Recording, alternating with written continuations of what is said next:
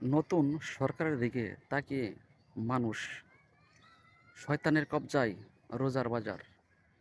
আপনারা সরকার হয়েছেন, অনেক আশা আকাঙ্ক্ষা আছে মানুষের আপনাদের প্রতি। আপনারা যদি এই সিন্ডিকেট দূর করতে না পারেন, তাহলে মানুষের আশা আকাঙ্ক্ষা আপনারা রাখতে পারবেন না।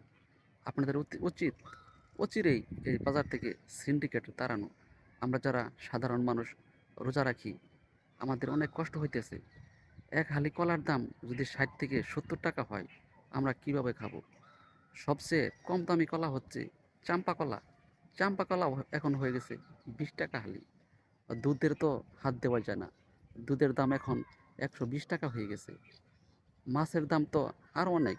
মাংস তো বলার অপেক্ষাই রাখে না। আপনারা দেশে নতুন সরকার হয়েছেন, অবশ্যই আপনাদের এদিকে নজর দেওয়া উচিত। বাজার থেকে সিন্ডিকেট আপনারা কিভাবে তাড়াবেন, জরুরি ভিত্তিতে আপনারা আপনারা ব্যবস্থা নিন।